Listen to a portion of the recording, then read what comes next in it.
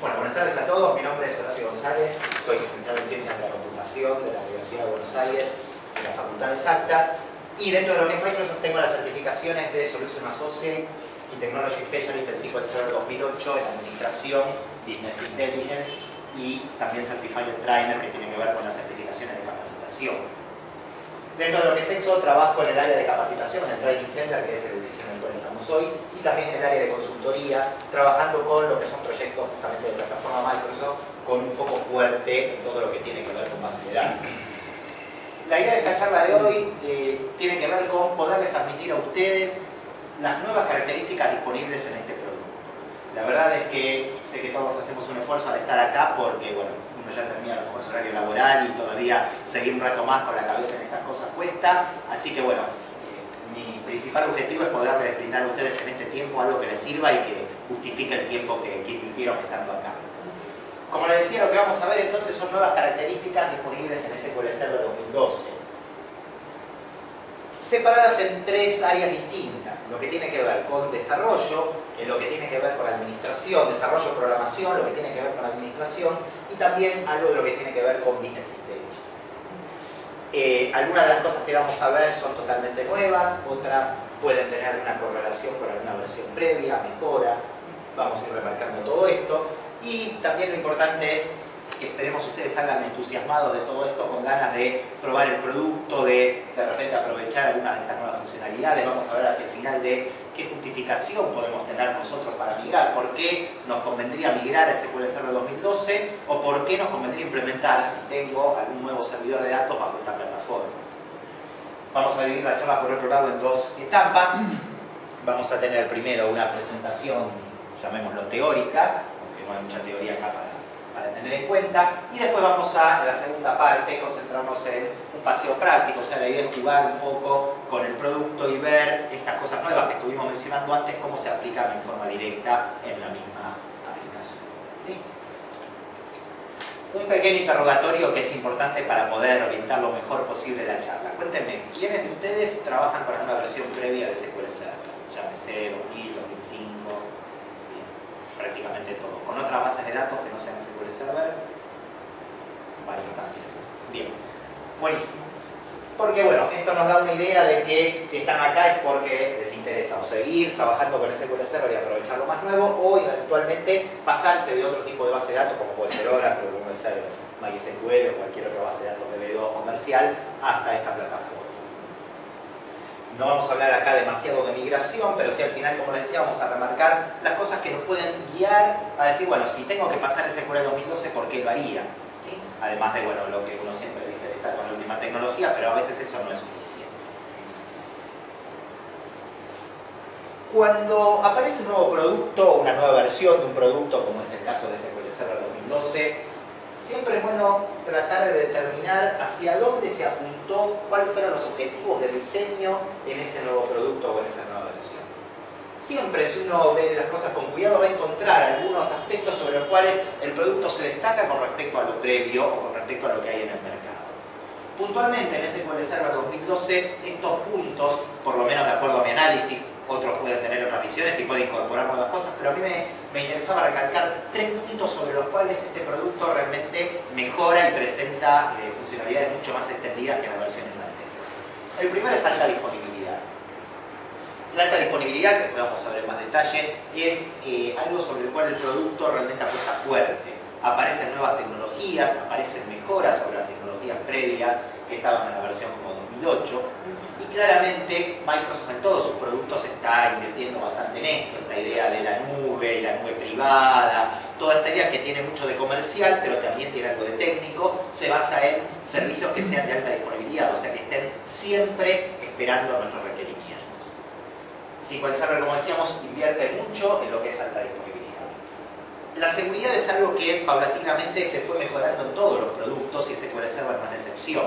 Vamos a ver que tenemos varios features específicos de seguridad que me dan sobre todo un manejo más granular de la base de datos. O sea, la posibilidad de establecer los permisos a un nivel más bajo, la posibilidad de agrupar permisos en roles de un tipo que antes no podía hacer, también lo vamos a ver en detalle, pero la seguridad yo diría que siempre es un punto fuerte, un punto mejorado en cada una de las nuevas versiones.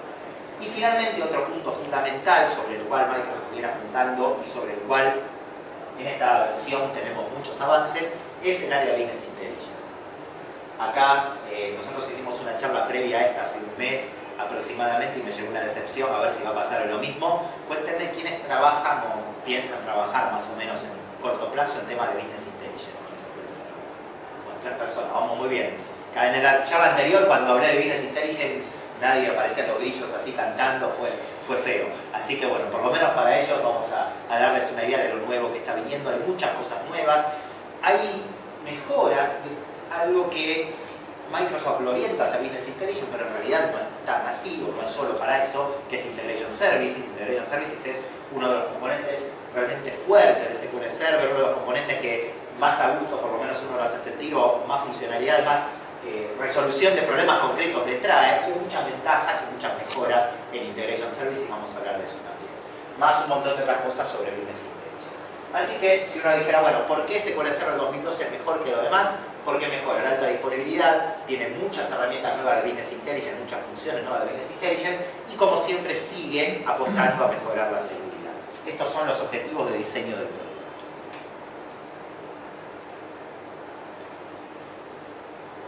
Empecemos ahora a analizar estas nuevas features en base a, como decíamos, esta división de administración, desarrollo, programación y business intelligence. Y vamos a arrancar específicamente por lo que es administración, ¿sí? Y puntualmente por el tema de alta disponibilidad. Como yo les mencionaba, la alta disponibilidad es algo sobre lo cual se viene apostando en muchos productos. Y la verdad es que hay muchas formas distintas de implementar esto. Por otro lado, por lo menos mi experiencia dentro de las empresas sobre las cuales trabajo en los distintos proyectos de implementación de base de datos, es que hay una mentalidad un poco más abierta para lo que era alta disponibilidad. Hace un tiempo la alta disponibilidad era bastante cara y en general no se invertía demasiada plata en ese tipo de rubro. A veces no se hacía ese cálculo simple de decir, bueno, ¿qué pasa si mis bases de datos, por ejemplo, se detienen? ¿Qué ocurre en una compañía si mis bases de datos de las aplicaciones se detienen? ¿Sí? Si uno empieza a pensar, bueno, si se detiene la base de datos y las aplicaciones no funcionan, en algunos casos es cerrar la persiana hasta que funcione, tan simple como eso. Hoy en día las empresas dependen ampliamente de lo que son los sistemas informáticos y es casi imposible que una empresa mediana grande pueda operar sin esto. Sin embargo, aún con ese panorama, cuando uno decía, bueno, pero esto habría que armar un esquema de disponibilidad y hay que poner tanta plata para hacer esto, no aparecía la plata y había siempre una opción mejor. Bueno, ahora se está tomando más conciencia de que esto es necesario, de que hace falta implementar esquemas de alta disponibilidad para que nuestras bases de datos estén siempre activas y siempre respondiendo a los requerimientos. Lo bueno es que además los costos fueron bajando mucho, entonces hoy una implementación de alta disponibilidad no estamos hablando de cientos de miles de dólares, sino que estamos hablando de algo totalmente alcanzable. En lo que tiene que ver puntualmente con alta disponibilidad, Microsoft apuesta a un paraguas comercial que se denomina Always On, que es una denominación de un conjunto de tecnologías, pero que en realidad técnicamente no significa nada más que lo que conforma este Always On, es como un paraguas, ¿sí? Todas las tecnologías de alta disponibilidad ahora son Always On, ¿sí? O se denominan Always On. Pero vayamos desgranando un poco mejor. A ver, otra preguntita más. ¿Alguno de ustedes trabaja con algún mecanismo de alta disponibilidad en SQL Server? Por ejemplo, Database Mirror o Logic. ¿Sí? Bueno, algunos sí, buenísimo. Para los que no, vamos a explicar qué es esto. Con Database Mirror, por ejemplo, tecnología disponible en SQL Server 2008, yo tengo la posibilidad de manejar 2 bases de datos. Una de ellas activa, normal, como la que siempre conocemos, en la cual puedo escribir, puedo leer, puedo hacer todas las operaciones posibles, y una réplica que se va manteniendo prácticamente en tiempo real. ¿Sí? Hay una serie de configuraciones posibles, puede ser más rápido o menos, pero siempre estamos hablando de milisegundos. ¿Sí? Hasta puede ser totalmente consistentes. Cuando se cambia uno, se cambia sí o sí en la otra. Esa es la técnica de Database Mirror. La ventaja de esta técnica es muy barata, simplemente teniendo otro equipo con características similares o incluso inferiores a la de la base de datos principal, puedo tener esta réplica. Esta réplica de Database Mirroring es una base de datos muerta, llamémosla. No puedo hacer nada sobre ella. Y esa es una pena, porque la verdad que uno invierte sobre esto, pero tiene que tener un equipo que en la gran mayoría del tiempo no hace nada. Ahora, ¿cuál es la ventaja? Obviamente, si el equipo principal se rompe, rápidamente yo puedo switchear esta réplica y seguir trabajando en forma casi transparente. En ese sentido, vamos muy bien. Ahora, ¿Qué aparece nuevo en SQL Server 2002? En SQL Server 2012, por empezar, se potencia esta idea de Database Mirror a un nuevo esquema que está dentro de esta idea de Always On, que me permite tener, por empezar, hasta 4 réplicas. ¿Sí? O sea, esto es aumentar la alta disponibilidad. Si 2 réplicas puede ser un riesgo, 3 son menos riesgo y 4 son menos todavía. Además, estas técnicas me permiten que esas réplicas estén prácticamente en cualquier lado. No son técnicas como puede ser clustering, que requiere que estén básicamente el mismo dataset. Acá puedo tener una réplica en Buenos Aires y otra en China, y mal que bien, si el enlace y la conectividad es buena, va a funcionar. ¿Sí? Bueno, puedo tener hasta 4 réplicas. Pero además de todo esto, hay otra cuestión que es un poco molesta en las versiones previas sobre todo. Supónganse ustedes que tienen una aplicación llamémoslo, no sé, Great Plains de Microsoft, que es el ERP de Microsoft. Esa aplicación utiliza, por decir algo, 4 bases de datos distintas. ¿Sí?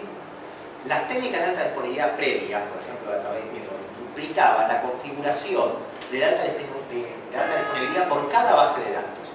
Ahora, ¿qué pasaba si, por ejemplo, fallaba una base, yo quería switchar o fallaba un servidor, tenía que switchar a otro servidor, tenía que hacerlo una por una? O sea, si el servidor principal no funcionaba más, tenía que ir al servidor secundario y una por una levantar las bases de datos en ese equipo. ¿Sí? Es un proceso molesto y es un proceso que atenta contra la consistencia, porque en algún momento puede ser que tengan una base de datos activa y otra no. En SQL Server 2012 lo que se llama son grupos de disponibilidad, se denomina grupos de disponibilidad. La idea es que si en un servidor principal yo tengo, por ejemplo, un grupo con 3 bases de datos y este servidor está replicado en otro equipo, ¿sí?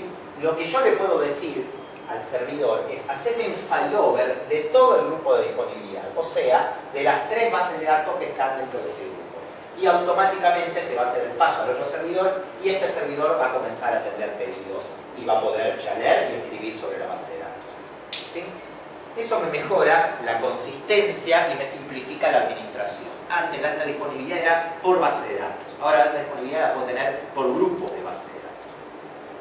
Podríamos tener hasta 4 copias de una misma base. Esto también es una mejora.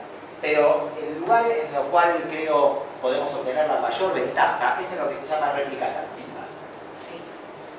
En la técnica anterior de Database Mirror, y las réplicas eran bobas. Estaban ahí, ¿sí? Yo gastaba un servidor, almacenamiento, porque se duplica todo, pero tenía poca posibilidad de utilizarla. Con ActiveRéplicas lo que puedo hacer es, primero, leer sobre esas réplicas y segundo, hacer backup sobre esas réplicas. Hacer backup sobre una base de datos activa implica, de alguna manera, una penalidad de performance. O sea, si yo accedo para hacer un backup es una operación más. Es una operación relativamente pesada porque es una operación física de acceso a disco. Si yo puedo hacer este backup sobre una réplica, estoy descargando mi servidor principal de una cuestión importante. ¿Sí? Imagínense ustedes si tuvieran una base de datos 7x24 en la cual todo el tiempo se está usando de la misma forma, el determinar que el backup se hace en otro equipo realmente es una ventaja importante. El poder leer de las réplicas también es una ventaja importante. ¿Por qué? Por ejemplo, si yo tuviera que armar un data warehouse, si tuviera que hacer una operación de extracción de datos, ¿por qué hacerlo sobre mi servidor principal si tengo una réplica de solo lectura actualizada a segundos y lo puedo sacar desde ahí? Me permite entonces leer y armar procesos de ETL, de extracción, transformación y carga, tomando los datos de una réplica. O me permite, por ejemplo, que mis aplicaciones realicen las operaciones transaccionales normales, no sé, alta de una factura, un pago, todo ese tipo de cosas, sobre la base principal. Y sobre la base de réplica, hacer las operaciones, por ejemplo, de generación de listados, de reportes, que afectan a muchos datos, que en general cargan mucho al servidor, y así separo la carga del equipo. Un equipo para transacciones, un equipo para consultas. ¿Sí? Eso, créanme, que me da una ganancia de performance general mucho más importante que potenciar un mismo servidor. A veces cuando un servidor empieza a quedarse corto, uno tiene la tendencia a decir, bueno, le agrego memoria, le agrego procesadores, trato de potenciar el equipo. Sin embargo, las mejores ganancias se obtienen cuando en vez de potenciar un equipo, distribuyo la carga, la abro entre distintos otros servidores, lo que normalmente se denomina escalar hacia afuera. Entonces, esto me ayuda mucho a justamente esa idea de poder escalar hacia afuera, de poder tener varios equipos que estén en su conjunto dando mis servicios a las aplicaciones.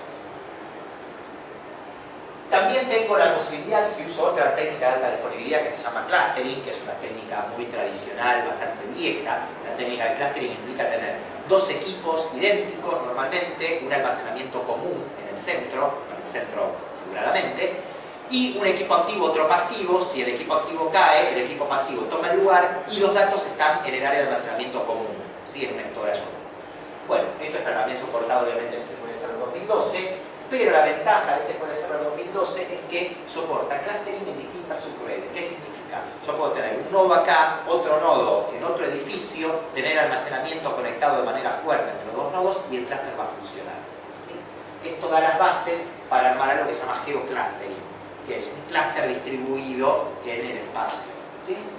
Tengan en cuenta que la técnica de clustering es una técnica muy buena, pero si mi clúster está todo acá y esto se me prende fuego, se acabó, ¿sí? En cambio, si yo tengo un nodo de clúster acá y un nodo de clúster a 3 cuadras, la cosa es mucho más tolerante a fallos, ¿sí? Bueno, esto ahora va a ser posible. Todo esto está fantástico, muy lindo, perfecto para aplicar. Tenemos una única contra, que viene un poco por la plata, que tiene que ver con que para poder aplicar estas técnicas tengo que tener instalado en el sistema operativo los Windows Clustering Services, ¿sí? ¿Qué significa esto? Significa que los equipos que participen en un entorno de Orwellson tienen que estar configurados como clúster. No como un clúster tradicional, o sea, no como el clúster tradicional de hardware de un equipo, un storage, otro equipo, no. Cada uno tiene que estar configurado como clúster. No hace falta un almacenamiento común, pero sí tiene que estar configurado como clúster. ¿Por qué le decía la plata? Porque la configuración de clúster solo es posible en la versión Enterprise del sistema operativo, ¿sí? Por eso hay que poner, digamos, unos pesitos acá arriba, pero bueno, no es tan grave si tengo en cuenta los errores de hardware que voy a tener con todo esto. Así que en alta disponibilidad, como decíamos, hay muchas cosas nuevas, muchas cosas violas. Si a mí me dijera, bueno, ¿por qué migrar a SQL Server 2012? Uno de los planteos inmediatos sería, ¿vas a implementar alta disponibilidad? Sí, bueno, entonces anda para este lado, porque la verdad es que las ventajas son importantes. Pero bueno, tenemos este requerimiento, como decíamos, de la versión del sistema operativo, sea SQL Server, sea Windows 2008 o sea Windows Server 2012. Cualquier pregunta, interrúmpame, perdón, no lo dije, pero ataquen tranquilos, ¿eh? A veces en la vorágine de querer tratar de darles toda la información lo más posible, esto se hace un poco monólogo y medio rápido, pero bueno, párenme cuando sea necesario. Siguiendo con el aspecto de administración de SQL Server, otra zona en la cual se han hecho mejoras tiene que ver con el manejo de la seguridad y la administración a nivel de servidor completo. Particularmente cuando a lo que es seguridad aparece la definición de roles del servidor definidos por el usuario. ¿Cómo es la cosa? El esquema de seguridad de SQL Server implica logins de servidor y cuentas de usuario de las bases de datos. Cuando yo quiero llegar a una base de datos, tengo que pasar primero por el servidor. ¿Qué tengo que tener? Tengo que tener un login que me permite llegar al SQL Server. Pero después necesito una cuenta de usuario para llegar a la base de datos, ¿sí? Esa es la forma. Además, estos logins están asociados en roles. Y estas cuentas de usuario también están asociadas en roles. Roles del servidor, roles de la base de datos. En SQL Server 2008, 2005, 2000, los roles de la base de datos eran fijos, o sea, roles que no se podían modificar, pero también tenía roles definidos por el usuario. O sea, yo podía crear mis propios roles. Por ejemplo, un rol que se llame lectura-escritura, que tuviera la posibilidad de leer y escribir sobre una base de datos. Pero a nivel de servidor, los roles eran fijos. O sea, había una serie de roles sobre los cuales pertenecía o no pertenecía, pero no los podía cambiar. ¿Qué pasa? Si yo, por ejemplo, necesito que una persona pueda hacer ciertas tareas de administración, pero no todas, antes tenía la opción de que fuera sysadmin, que es el rol de administración completo, o los otros roles en general me quedaba corto y a veces faltaban permisos. Bueno, ahora puedo definir directamente un rol que sea, no sé, administrador, operador, como me guste, y dar los permisos exactos que yo quiero generar. Estos nuevos roles están asociados a permisos a nivel de servidor. O sea, que hay una serie de asignación de permisos que yo puedo conceder a nivel del servidor. Por ejemplo, por decir alguno, hacer un shutdown del equipo o hacer un reinicio de SQL Server. Yo podría crear un rol que se llama operador que tenga permiso solo para realizar el servicio de SQL Server. Antes tenía que ser sysadmin para hacer eso, ¿sí? Entonces, ¿qué pasaba? Si yo quería que un operador nocturno pudiera reiniciar un servicio de SQL Server si por alguna causa fallaba, tenía que darle permiso completo de administración y eso era un despropósito. Bueno, ahora puedo acotar eso mucho mejor. No son cuestiones que no vayan a cambiar la vida, pero mejoran la funcionalidad de completamente. Otra cuestión que aparece a solucionar un problema que ocurría, que sigue ocurriendo en las versiones previas, es la idea de container database. Planteemos un caso en el cual este problema se da. Algunos me decían que trabajaban con versiones previas, seguramente en algún momento habrán tenido que mover una base de datos de un servidor a otro, o migrar una base de datos de 2000 al 2005, 2005 al 2008, entre distintas instancias de SQL Server. El problema que aparece aquí es, yo tomo una base de datos en un servidor 2000, por ejemplo, y digo, bueno, la voy a pasar a un servidor 2008, voy a hacer backup y restore, voy por lo más simple posible. Y el backup y restore lo voy a poder hacer. ¿Qué va a pasar? Cuando haga el restore, por ejemplo, en un servidor 2008, 2012, eventualmente, voy a tener inconvenientes con la seguridad. ¿Por qué? Porque las cuentas de usuario de esa base de datos están asociadas, volviendo un poco acá, a logins. Pero ¿qué pasa? Las cuentas de usuario están asociadas a logins de los servidores de origen de esas bases. Cuando lo paso a otro equipo, esas cuentas de usuario que no lo llaman huérfanas. O sea, me aparecen, pero no hay ningún login asociado, con lo cual cuando un usuario o una aplicación quiera acceder, le dice que el login no existe, la cuenta no es válida y no puedo pasar de ahí. ¿Se puede resolver? Sí, se puede resolver. Hay un script que Microsoft provee que me permite transferir los logins de una instancia a otra del servidor y si lo hago en forma cuidadosa, la cosa va a funcionar. Pero requiere, digamos, un trabajo. La idea de Container Database, puntualmente en SQL Server 2012 Partial y Container Database, porque es una idea que va todavía a avanzar más, pero lo que está ahora disponible es la posibilidad de definir un acceso a la base de datos directamente sin pasar por el servidor. ¿Cómo decíamos que llegábamos nosotros acá? Bueno, un login del servidor, una cuenta de usuario. Ahora, además de esto, tengo un acceso directo de una cuenta de usuario. Con lo cual, esto implica que las bases de datos de SQL Server 2012 van a autenticar usuarios. Autentican usuarios. Como se imaginarán, esta cuenta puede o ser una cuenta de Windows, o sea, yo le puedo decir, el usuario exo/Horacio va a tener acceso de DB-Owner a la base de datos tal. Y quien va a validar ese acceso va a ser la base de datos, no voy a tener que pasar por el servidor. O puede ser un login propio del SQL, donde le voy a decir el usuario Pepe con el password, no sé, pesos 1. Si es un usuario de Windows, el password está en Active Directory. Si es un usuario de SQL, el password está en SQL. Esto me permite llegar a la base de datos directamente. Con lo cual, si esa base de datos la cambio de un equipo a otro, no tengo problemas, porque no depende del servidor la autenticación, sino que depende de la base de datos. ¿Sí? Eso es algo que realmente resuelve problemas y que me permite una independencia parcial por ahora de la base de datos con respecto a la instancia. La posibilidad de moverla de un lado para el otro sin sufrir demasiado.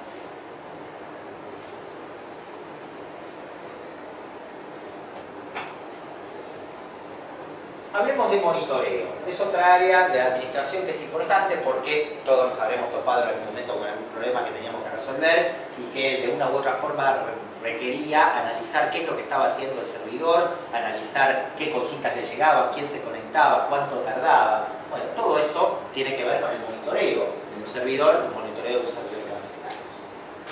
Las técnicas disponibles hasta ahora fundamentalmente se basaban en el uso de la herramienta Profiler, el SQL Server Profiler, una herramienta gráfica, de interfaz gráfica visual que me permitía tomar la captura de la información de lo que llega al SQL Server. Esto se mantiene, no hay ningún problema. Si era un poco más prolijo y de repente quería dar un paso más adelante en cuanto a algo un poco más óptimo y más liviano, podía usar lo que se llama Server-Side Traces o SQL Trace, que son trazas similares a las del Profiler, muy parecidas, con la diferencia que en vez de correr en un equipo cliente, corrían directamente en el servidor. Lo que uno hace es configura la traza en el Profiler, la prepara como le gusta, ve que los eventos están bien y después exporta esa definición de la traza a un script. Y ese script lo corre en el servidor. Finalmente esa traza se ejecuta dentro del servidor y la ventaja es que es más liviana, o sea, consume menos recursos. ¿Sí? Además, otra ventaja que tiene es que al estar del lado del servidor, yo no tengo que tener un equipo, una sesión abierta con el Profiler abierto, porque esa herramienta, si yo cierro el equipo, se va, desaparece. Bueno, esa es una ventaja. Pero, aún así, los server-side tracing tenían un problema. Si el equipo, por ejemplo, se reiniciaba ante una falla, esa traza se perdía y no se volvía a levantar. Con lo cual, si yo justamente quería analizar un error, si el equipo tenía algún problema, después perdía esa posibilidad. En SQL Server 2008, no me equivoqué, 2008, se incorpora lo que se llaman eventos extendidos. La cuestión es que por más que están dentro del producto, no se ven. O sea, es una tecnología que está implementada, pero no la veo en la interfaz, no está en ningún lado visible. Con lo cual, para usarlo tendría que trabajar todo por Transact SQL, por línea de comando del SQL. Algo que normalmente no es muy agradable. Por lo tanto, para la gente es como si no hubieran existido, ¿sí? Yo uno de ellos, la verdad que nunca lo usé en la vida. Y en SQL Server 2002 esto se incorpora dentro del producto. Y se incorpora con la interfaz gráfica, un manejo apropiado de la cuestión. ¿Qué es lo que me permiten estos extended events? Bueno, me permiten un monitoreo similar de alguna forma a lo que hago con el profiler. O sea, la idea es más o menos la misma. Yo digo, bueno, quiero monitorear tales eventos. Por ejemplo, que un store procedure terminó de ejecutarse. Por ejemplo, que un usuario se logueó. Por ejemplo, que hice un backup en una base de datos. ¿Sí? Eventos. Tengo una lista de eventos, determino cuáles quiero. Puedo determinar de esos eventos qué datos me interesan. Por ejemplo, qué usuario lo hizo, en qué hora se hizo, cuánto tardó. Todo esto lo puedo configurar. Y después puedo configurar también lo que a nivel de Extended Events se llaman targets. Los targets son los lugares a los cuales quiero mandar ese monitoreo. En Extended Events por ahora los targets son o un archivo o un área de memoria. El área de memoria sirve para monitorear en tiempo real. O sea, si yo quiero ver en tiempo real qué es lo que está pasando, tengo que mandarlo como mínimo a la memoria y si quiero también un archivo. La gran ventaja de todo esto, porque esto hasta ahora bueno, es un cambio de concepción, pero es más o menos lo mismo que teníamos de antes, no cambia mucho. La ventaja de esto es, primero que son muy livianos, o sea que no afectan prácticamente la performance. Y además, la ejecución está basada en un concepto de sesión. ¿Qué implica esto? Cuando el equipo, por ejemplo, arranca, yo le puedo decir automáticamente arrancar una sesión de monitoreo y mantener esta sesión abierta. Con lo cual, aunque el equipo falle y vuelva a levantar, cuando vuelva a levantar, estas sesiones de monitoreo se activan automáticamente. ¿Sí? Es más, puedo tener múltiples sesiones de monitoreo haciendo distintos tipos de trazas o distintos tipos de evaluaciones de distintas áreas o distintas bases de datos. ¿Sí? También puedo filtrar información. Todo esto lo vamos a ver después en la parte práctica. Vamos a correr el wizard de Active Events para que vea cómo se configura. Es muy simple, no tiene mucha vuelta, ¿sí? Pero está piola y es una alternativa al uso estándar de lo que es el Profile, ¿sí? La herramienta de Profile.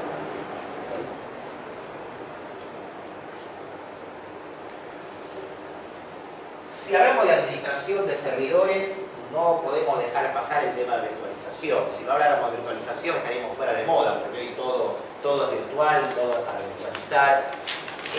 Y esto claramente es una tendencia que se va profundizando cada vez más. A veces, cuando la tecnología recién aparece, uno está en la duda si esto realmente va a prosperar o no. Hoy en virtualización no hay mucha duda, definitivamente prosperó y sigue prosperando. A nivel de SQL Server no hay mucho para decir de virtualización. ¿En qué sentido? Afortunadamente, no tengo que tener ninguna consideración especial para virtualizar un servidor SQL Server. Eso es un poco lo que se busca. Si yo, para virtualizar un servidor, tuviera que hacer un trabajo muy distinto a lo que sería un servidor físico, la verdad es que sería un problema. Lo que yo busco es que sea transparente, o sea, lo mismo implementar en un servidor físico que en un servidor virtual. Eso ocurre. En ese sentido no hay problema, la instalación, la configuración es absolutamente idéntica, no hay grandes diferencias. ¿Sí? Claramente un equipo virtual debe tener la misma capacidad de hardware que el equipo físico que quiero de alguna manera reemplazar. ¿Qué significa esto? Si voy a reemplazar un equipo que tiene 24 núcleos y tiene 32 GB de RAM y lo pongo en un equipo virtual que me soporta 4 núcleos y 8 GB de RAM, no es problema de la virtualización, el problema es que tiene pocos recursos. ¿Sí? A veces uno se piensa que porque virtualiza puede hacer cualquier cosa. No. Las capacidades de hardware tienen que ser equivalentes. Lamentablemente en Windows Server 2008 puedo exponer hasta 4 núcleos virtuales. Afortunadamente en Windows Server 2012 puedo exponer hasta 32 núcleos virtuales en un esquema de virtualización. Así que si trabajamos con Hyper-V y SQL Server 2012 sobre Windows Server 2012, tengo una capacidad de hardware prácticamente no ilimitada, porque eso no existe, pero muy poderosa. ¿Sí? Hoy en día prácticamente nadie discutiría que un servidor de base de datos, puntualmente un servidor SQL Server y puntualmente